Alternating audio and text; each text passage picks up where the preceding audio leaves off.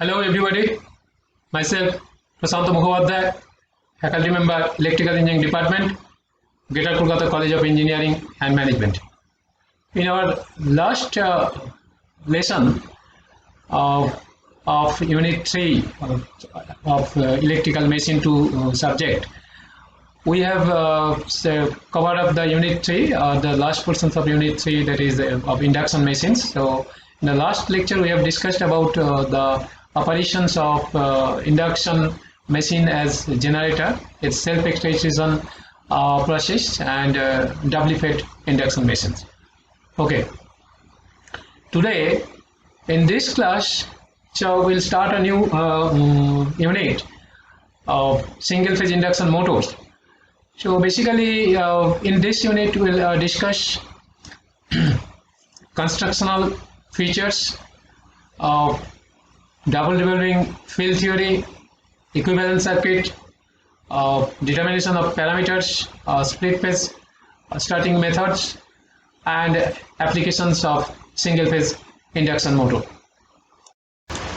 So single phase induction motors, basically there are two basic reasons for the use of single phase motors rather than three phase motor.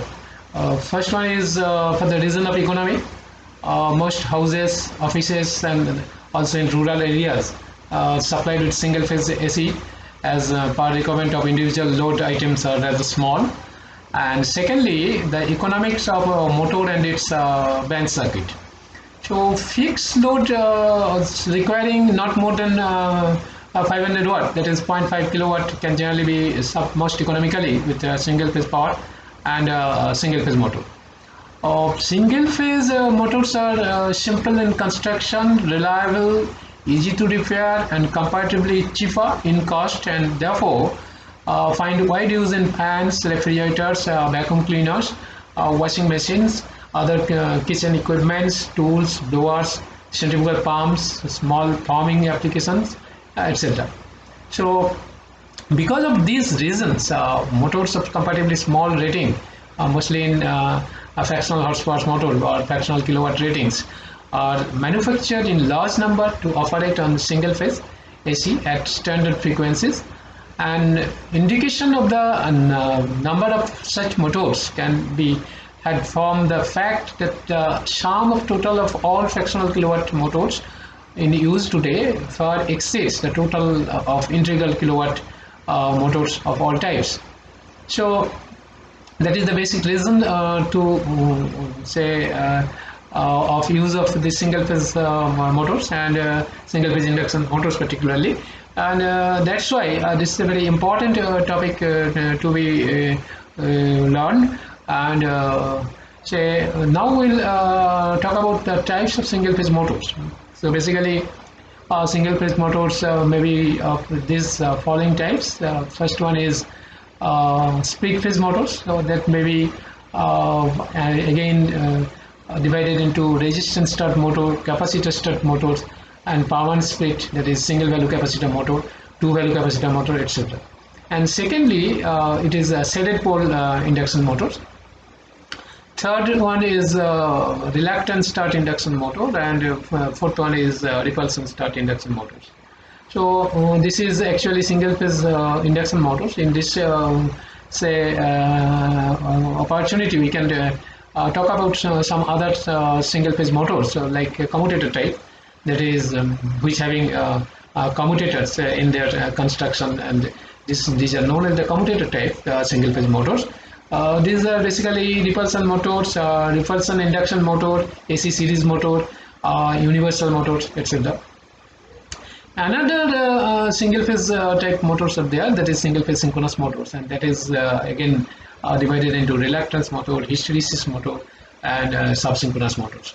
So with this introduction of the single phase motors, so we'll start our say original discussions about single phase induction motors. And before going into the say constructional details of this induction motors, single phase, so we have a quick look of its applications and disadvantages. So applications of single phase induction motors are in very wide use in industry, especially in fractional horsepower field. They are extremely used for electrical drive for low power constant speed apparatus such as machine tools, domestic apparatus and agricultural machinery in circumstances where three-phase supply is not readily available. And secondly, single-phase induction motors sizes vary from 1/4 1 kilowatt, 1 by 400 kilowatt to 1 by 25 kilowatt are used in toys, hair dryers, vending machines, etc. And another say one is this universal motor is widely used in portable tools, vacuum cleaners, and kitchen equipment. So these are the applications, and definitely some disadvantages also. These machines are useful for small outputs. They are not used for large powers as they suffer for many disadvantages and are never used in cases where three-phase machines can be adopted. The main disadvantage of single-phase induction motors are, so their output is only 50% of the three-phase motor for a given frame size and temperature rise. That's a very difficult and a very big disadvantage. Same frame size and temperature rise, whereas the three-phase motor give 100% efficiency output. In that case, the single phase will be it's just half 50% of this three-phase. Okay, and secondly, this motor suffers from power factor point of view. They have lower power factors and efficiency also lower because their output is also very just half of the three-phase motor. So that's why their efficiency is also low than three-phase. That is three-phase induction motor. So their efficiency is lower. So these motors do not have any inherent starting torque. It's a very big difficulty. These motors do not have inherent starting torque because in the last lessons we have seen that induction motors are three-phase induction motors are self-starting because of due to the production of rotating magnetic field. But here, so definitely there is not rotating magnetic field is not being produced. Instead of that, a pulsating magnetic field is produced.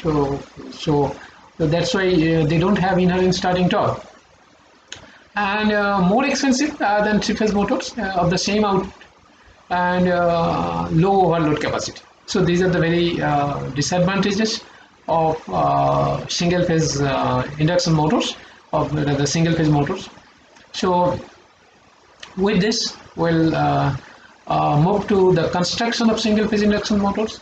So basically, single-phase induction motor is very simple and robust in construction. The stator carries distributed winding in the slots and cut around the inner periphery. And the stator conductors have low resistance, and their winding called starting winding is also mounted on the stator. This winding has high resistance, and it's embedded deep inside the stator slots so that they have considerable inductance. So the rotor is invariably of the squirrel cage type. In practice, in order to convert temporarily the single-phase motor into two-phase motor, auxiliary conductors are placed in the upper layers of the stator slabs, and the auxiliary winding has a centrifugal switch in series with it. And the function of the switch is to cut off the starting winding when the rotor has accelerated to about 75% of its rated speed. So in capacitor stud motors, an electrolytic capacitor or suitable capacitance value is also incorporated in the starting winding circuit. So the main stator winding and the auxiliary or the starting winding are joined in parallel, and there is an arrangement by which the polarity of only the starting winding can be reversed, and this is necessary for changing the direction of the rotation of the motor. This is very important. So the provision is made only to change the polarity of the starting winding, so that sometimes if it is required to rotate the motor in the reverse directions. So what we have seen, so there are two windings, that is in the stator, that is one is starting winding, or auxiliary winding, another one is the say running winding or the main winding, and they are connected in parallel, and the polarity of the starting winding can be changed when that is the arrangement is being done in such a way so that the reversal of say rotation is required. And another thing is that say auxiliary winding has a centrifugal switch in series with it, because the function of this switch is to cut the auxiliary winding or the starting winding when the rotor speeded up to 75% of the rated speed. So with this we can see this is the constructional view of the single phase induction motor. So these are the stator slots we are finding here. This is stator laminations, this is shaft, and see, this is the air gap. So air gap, and this is these are the rotor laminations, and these are the rotor slots. So this is the constructional view of induction motor. Okay, so as at the very beginning of this constructional features discussions, we have informed you that we have discussed that the rotor will be of the squirrel cage type. That is the same thing like what we have studied in our three-phase squirrel cage induction motors. So now single phase induction motor is similar to a three-phase squirrel cage induction motor in physical appearance, and the rotor is same as that employed in the three-phase squirrel cage induction motor. And there is a uniform air gap between stator and rotor, but no electrical connection between them. So although single phase induction motor is more simple in construction and is cheaper than a three-phase induction motor of the same frame size, it is less efficient and it operates at a lower power factor. So when we have discussed the advantages, disadvantages of the single phase induction motor at the very beginning of our discussions, we have mentioned all these things, because with the same construction, a three-phase induction motor is cheap, of the same frame size, but it is less efficient. Single phase motor is more simple in construction and is cheaper than three-phase induction motor of the same frame size, but it is less efficient and it operates at lower power factor. So once again, I am repeating this constructional features. Basically, we are not going in details of the laminations, windings, etc., because the process of why it is being laminated, what type of winding we are using. So these details we have already discussed in the three-phase induction machines construction part.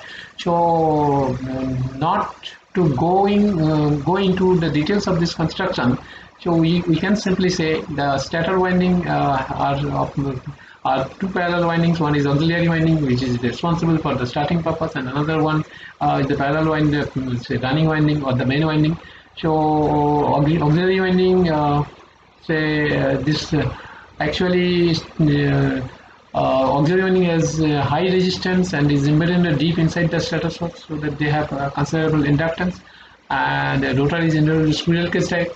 In order to convert temporarily the single phase motor into two-phase motors, auxiliary conductors are placed in the upper layers of the stator slots, and the auxiliary windings has a centrifugal switch in series with it, and the function of its, as I told you, to cut off the starting winding when the rotor has accelerated to about 75% of its rated speed. And in capacitor stud motors, an electrolytic capacitor of the suitable capacitance value is also incorporated in the starting winding circuit, and the main stator winding and auxiliary windings are joined in parallel, and there is an arrangement by which the polarity of only the starting winding can be reversed, and when the speed reversal or rotation of the reverse directions is required for this type of motor. So this is again the constructional view of a single phase induction motor. So this is the stator, these are the stator slots. Okay, this is stator laminations. Okay, this is the shaft over which the rotor is mounted. So this is rotor slots, and this is the uniform air gap. These are the rotor laminations, and this is rotor slots. Okay, so a single phase induction motor is similar to a three phase squirrel cage induction motor in physical appearance. The rotor is same as that of employed in three phase squirrel cage induction motor, and there is uniform air gap between stator and rotor, but no electrical connection between them. And although single phase induction motor is more simple in construction and cheaper than a three phase induction motor of the same frame size, it is less efficient and it operates at lower power factor. So hope with this discussion of constructional features of the single phase induction motor, we can go forward for its next discussion, that is working of single phase induction motor. Okay, now we'll discuss the working of single phase induction motor. Single phase induction motor is inherently not self-starting, and that can be shown easily because consider a single phase induction motor whose rotor is at rest, and let a single phase AC source be connected to the stator winding. So it is assumed that there is no starting winding, and let the stator be wound for two poles. In that case, when power supply for the stator is switched on and alternating current flows to the stator winding, and this current will set up alternating flux, and this flux crosses the air gap and links with the rotor conductors, and so by electromagnetic induction principle, EMFs are induced in the rotor conductors, and since the rotor forms a closed circuit, currents are induced in the rotor bars, and due to interaction between the rotor induced currents and the stator flux, torque is produced. So it is readily seen that if all stator rotor conductors in the upper half come under a stator north pole, all the rotor conductors in the lower half come under the stator south pole. So if it is, we have to consider this is a two pole machine, and hence the upper half of the rotor is subjected to a torque which tends to rotate in one direction, and the lower half of the rotor is acted upon by an equal torque which tends to rotate in the opposite directions. So as a result, the two equal and opposite torques cancel out, with the result that the net driving torque is zero. So hence the rotor remains stationary, and thus single phase motor fails to develop starting torque.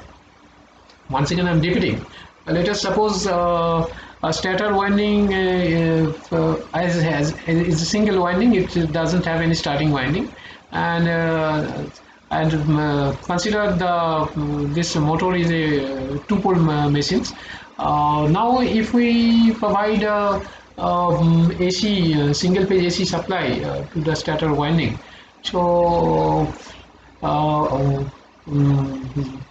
the flux will be developed, and this flux which is this is a stator flux that will cross the air gap and link the rotor conductors, and as per electromagnetic principle of induction of EMF, so EMF will be induced in the rotor conductors, and since the rotor conductors are closed, so they form a closed circuit by their end connected by through their end rings. So current will produce in the rotor bars.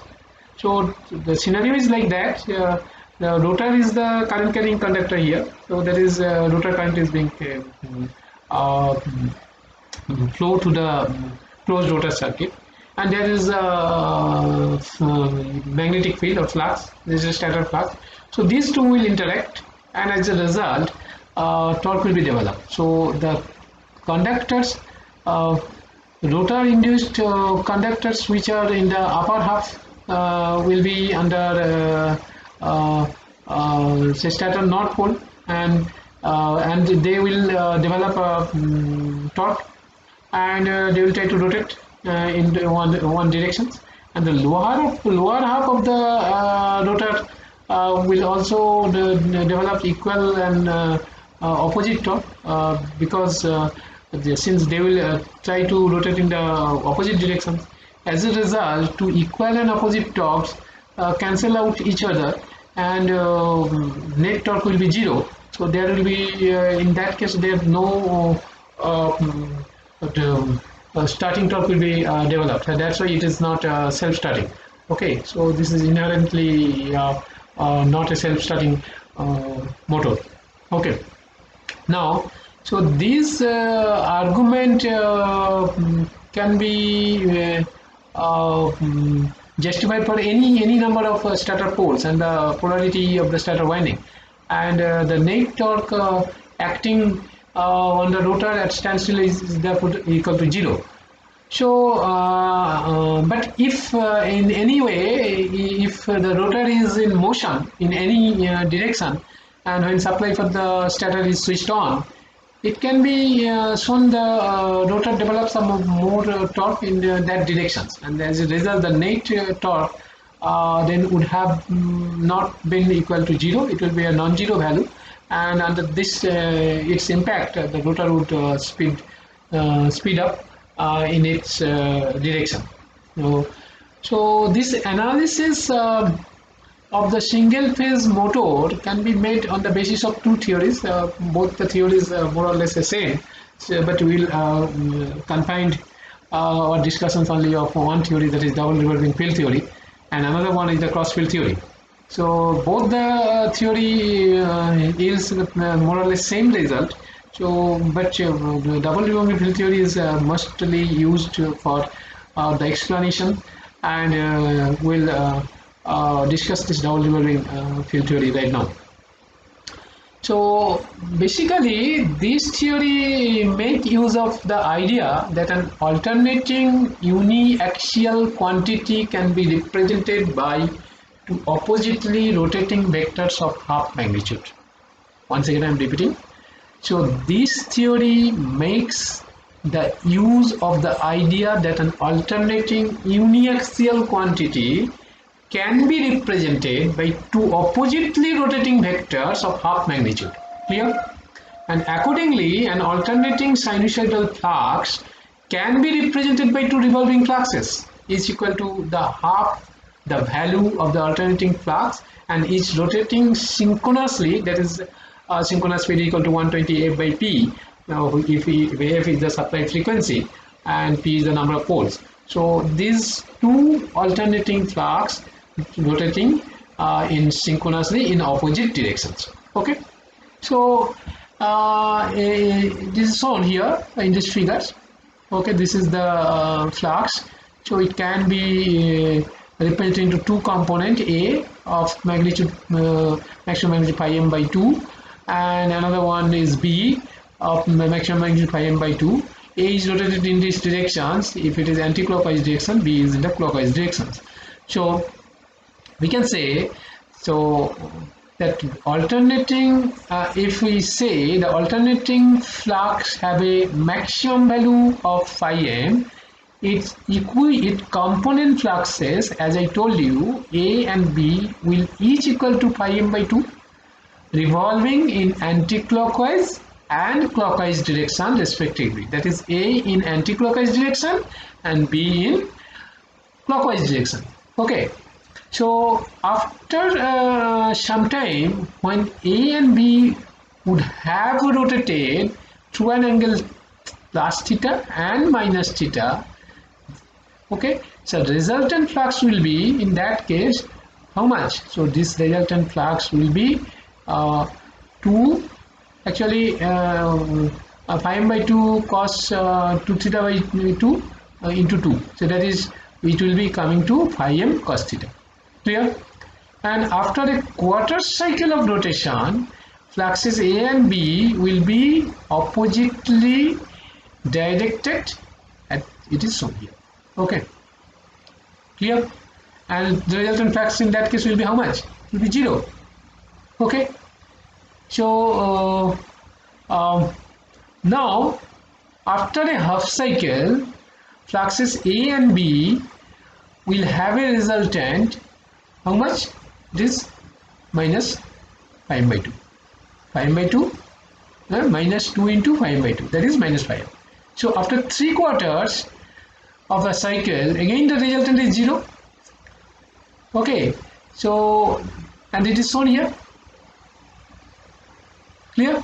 So we can say, and it will be in this way. It will rotate. It will produce in this way. So if we plot these values of resultant flux against theta between the limits theta equal to 0 to degree to theta equal to 360 degree, the curve similar to one in the figure F is obtained. Okay, a curve similar to this will be obtained. Clear? That is why an alternating flux can be looked upon as composed of two revolving fluxes, each of half the value and revolving synchronously in opposite direction. Okay, so it can be noted the slip of the rotor, if it is S with respect to the forward rotating flux, that is one which rotates in the same direction as the rotor, then its slip with respect to the backward rotating flux will be how much? It is 2 minus S. Okay, because you know from the definition of the slip you can usually find out the slip of the backward rotating flux, because one the forward flux is rotating in the speed nh, and the backward flux is rotating in the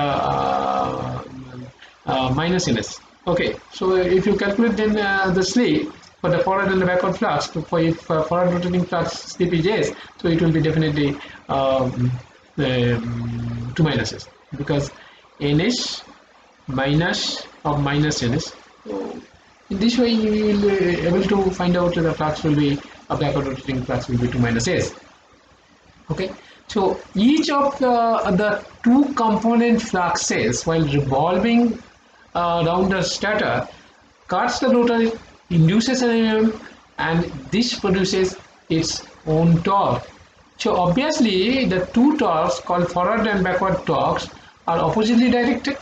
So if this is the forward torque, okay, the torque slip characteristics, if I plot here for the forward torque, this is forward torque, and the torque slip characteristic for the torque speed characteristic for the backward, this will be like this. Okay, so this is forward speed direction, this is backward speed direction.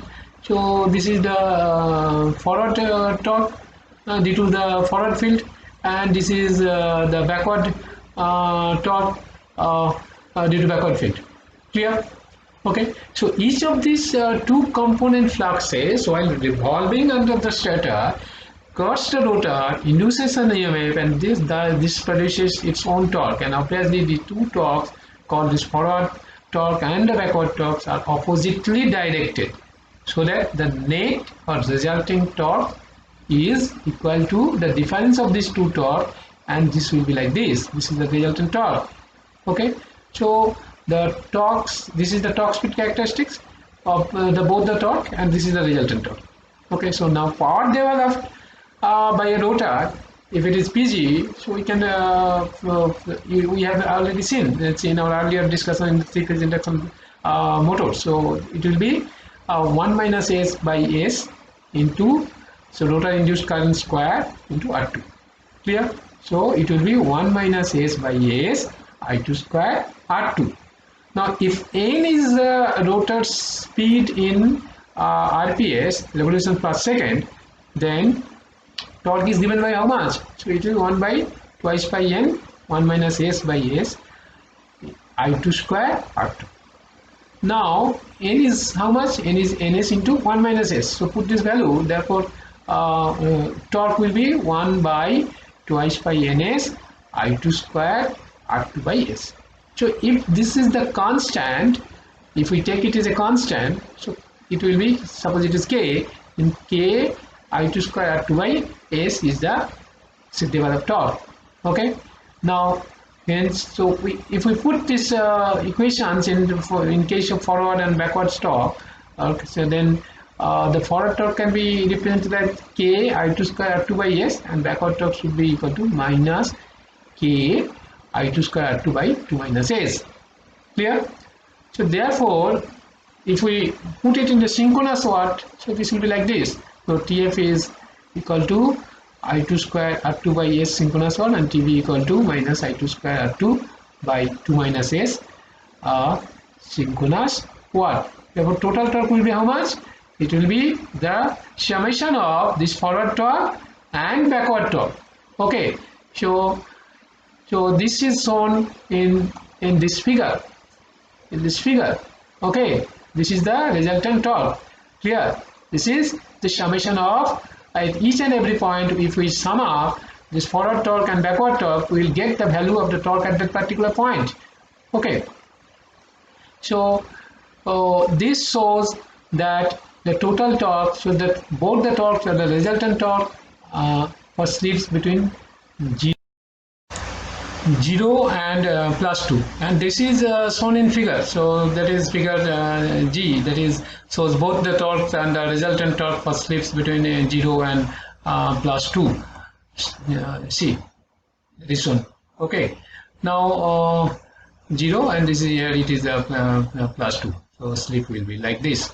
So actually at standstill, S equal to 1 for forward rotating flux, and for backward rotating flux it is 2 minus S, that is also equal to 1. So hence forward torque and reverse torque are numerically equal, but being oppositely directed produce no resultant torque, and that's explain why there is no starting torque in single phase induction motor. So that is shown here. If you so at here it is 0, at stands n equal to 0. Okay, so as a result, so if however the rotor is rotated somehow, or it is started to rotate in a particular direction, say in clockwise direction, the clockwise torque starts increasing, and the same time the anti-clockwise torque starts decreasing, and there is a certain amount of net torque in the clockwise direction will be produced, and as a result it will excite the motor to full speed in that particular direction. Okay, so that's about the revolving magnetic revolving field theory of the explanation in support of the why it is not say self-starting. Okay, so that is the revolving field theory. So with this we will conclude our today's discussion. So hope you will understand it, you have enjoyed the session, and if you have any queries you will definitely contact me, and we'll discuss. Okay, thank you.